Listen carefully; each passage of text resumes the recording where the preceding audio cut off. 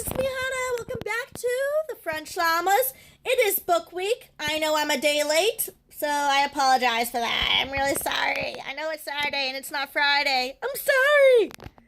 But, yeah, it's book week, so I'm going to show you the top books that you must, no excuses, you need to have on your bookshelf at home. Okay, let's get started. Hey guys, so the first book I'm going to show you is a must-have if you're a Potterhead like me. It's The Tales of Beedle the Bard by J.K. Rowling. So why you need this? Well, it's a collection of short stories and they're fairy tales that children were read, wizard children, of course, to go to bed. And they're the equivalent of, let's say, what are Muggle stories?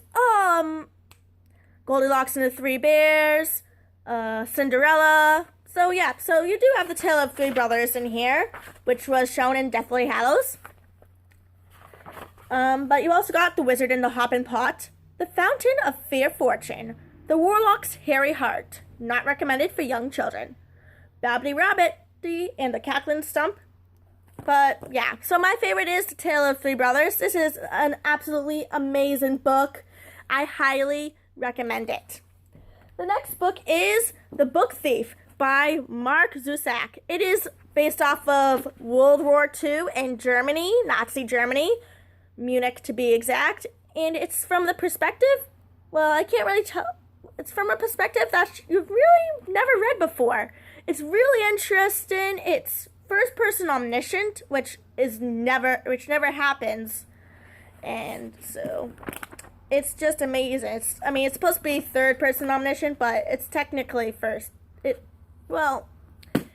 just a really great book. It'll rip your heart out of your chest.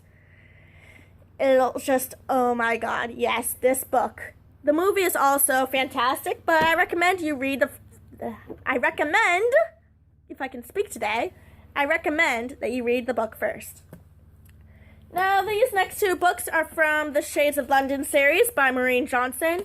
You've got The Name of the Star and The Madness Underneath. I literally just finished The Madness Underneath, and I love these books. Oh my god. I mean, these are absolutely amazing. The Name of the Star is kind of like a Jack the Ripper sort of deal. It's amazing. It's a mystery book. Really great.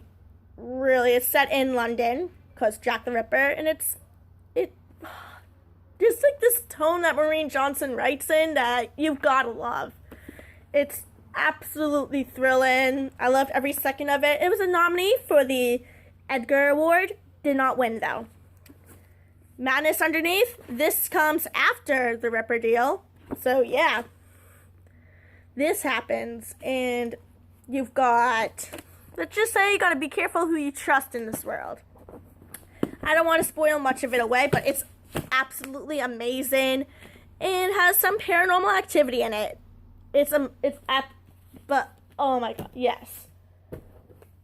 Since we're gonna talk about other books, we're gonna talk about John Green. Now, some people have my Tiffios, which is The Fault in Our Stars, and what's the other one? Looking for Alaska. Yeah.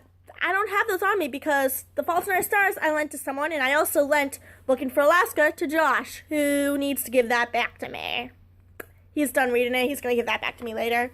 So I guess I'll just show you what I have. I have An Abundance of Catherines, which is my favorite. And you've got Paper Towns. Paper Towns won the Edgar Award. It's gotten, I guess some people have been saying it's gotten bad reviews for the movie, but the only reason why I'm thinking about that is because I think they think it's going to be a love story. It's going to be like Tiffios, which really, no, it's not like The Fault in Our Stars at all. It's a completely different story.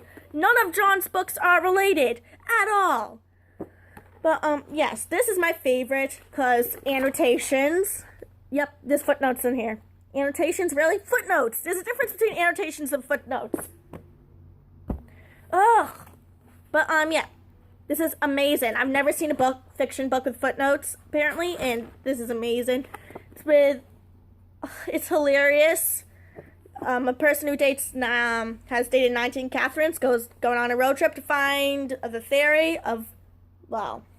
The theorem of underlying Catherine predictability. It is in the back, but it can be used for any girlfriend. This one, guy goes on a road trip to find a girl who ran away. And no, I was going to say miracle, but Margot is not a miracle.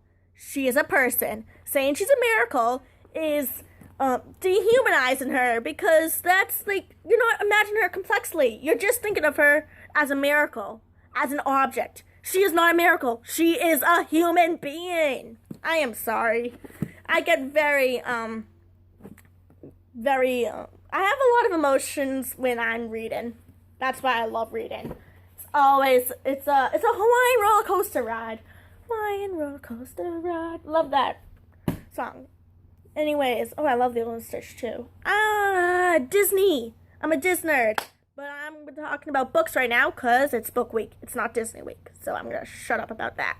The last book I have with me is the book that changed my life. And what I mean by changed my life, it's a memoir. Usually I love fiction. I absolutely love fiction. Young adult fiction specifically. But fiction. I love fantasy. I love sci-fi. I love realistic fiction. Mysteries. Suspense, thrillers. I love anything fiction. So when I came across the memoir, I'm like, I guess I'll read it. I mean, seems interesting. This book changed my life. It's The Star Won't Go Out by Esther Earl, with help from her parents, Lori and Wayne Earl, as it says, with Lori and Wayne Earl, because they wrote to it, but because they wrote stuff in the book too. But it's mainly by Esther Earl. So if I ever say The Star Won't Go Out, I say the author's Esther Earl. I don't mention anybody else. Introduction by John Green. But yeah, this girl is an amazing. Oh my god. It's changed my life. The way she thinks basically is so positive. Even though she's talking about negative stuff, it's like, well, you know what? I mean, but you know what? I mean, I wouldn't change it because of this, and it's amazing. You've got so many different parts of this book. You've got her journal entries. You've got some excerpts from her Catitude chats. You've got her You got the guest book entries. You've got pictures. It's just, but what I love about this book is that it reminds me that no matter what circumstance you have the capability to be happy. You have the capability to love and dream big, no matter what's in your way. And this is really important, and I recommend this book 100% of the time. So I honestly think you gotta get this book ASAP. Those are my must-reads that you have to have on your bookshelf. Go to your local bookstore and buy them right now. I mean, yeah, you can go to the library and get them for free and return them, but no, these books you must own. I mean, I've read these books maybe a few times or so, but I don't know what I would do if I didn't own them. I need to own them. You need to own them. They're amazing. This is probably one of my favorite weeks that we've ever done. So I'll see you next week. I'm Hana, DFTBA. Bye!